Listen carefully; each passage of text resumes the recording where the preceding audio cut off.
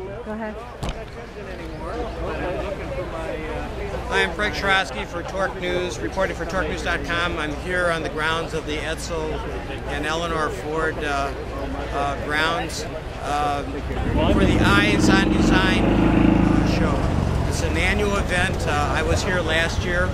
I noticed that there's as much crowd as there was last year, so I'm expecting to have a great time. Just got here with, and also have the media pass. My wife Judy is with me.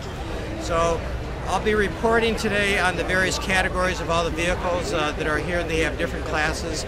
For example, I'm standing in front of the Chrysler, and the direction that they want to give here is the names for all these features of the various areas of the vehicle.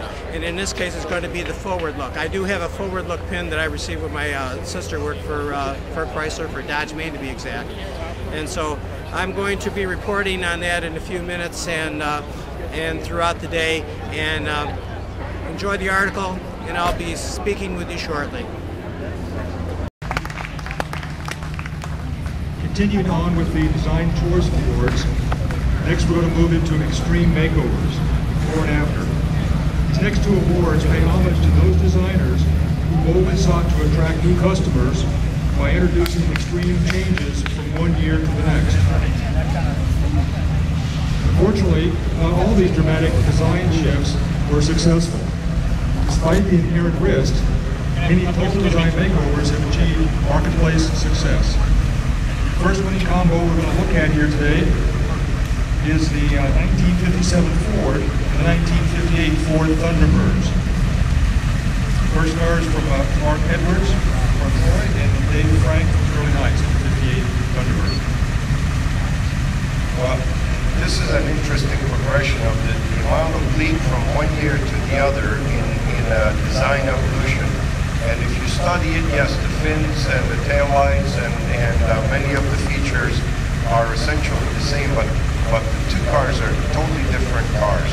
You know, the sail panels are the large sail panels. This one obviously has the little submarine window, but it was a real great chance that Ford took at the time. There was some demand for a four-seat version of the sports car, or the sporty. They never referred to it as a sports car. They called it a personal car and a personal luxury two-seater. Very nice, very elegant, very. This is probably the best example of the first generation Thunderbirds with this front and the kind of fins. And then, of course, in '58, they turned it into a four-seater. And what is really interesting about this four-seater is the interior components, the interior seating, and the console arrangement, and just the general architecture of the car. And then this central body style, not the windshield and so on, went on till 64, 65,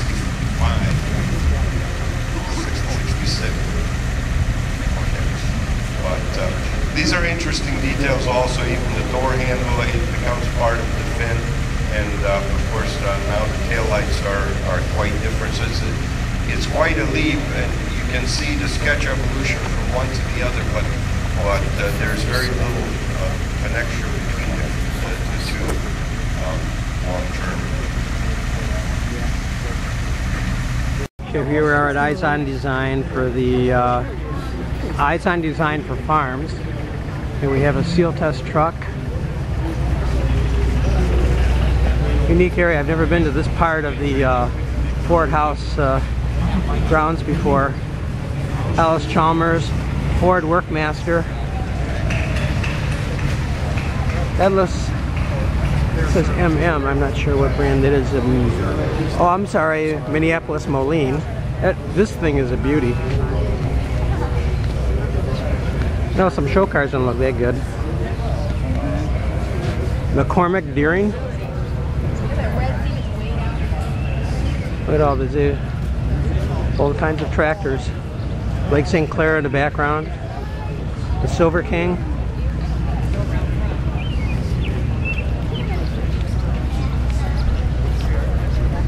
A 1940 International truck. How about this?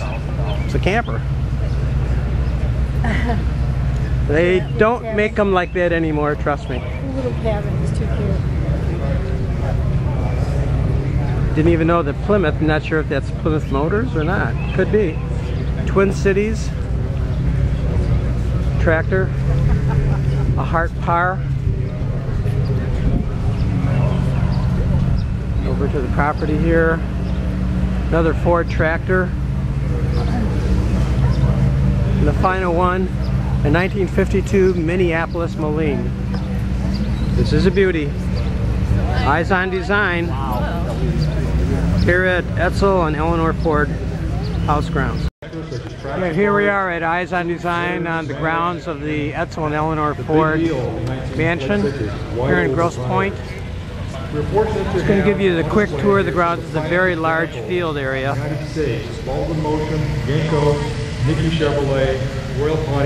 Looking east towards the lake and the house, which is where they're doing reviews of the vehicles and the designs.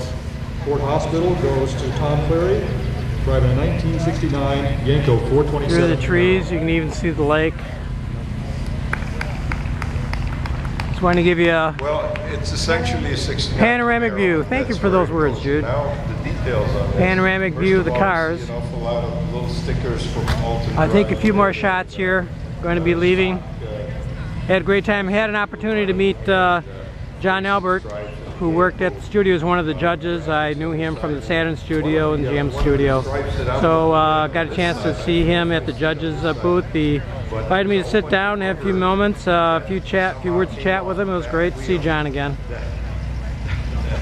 Frank Trosky for TorqueNews.com reporting.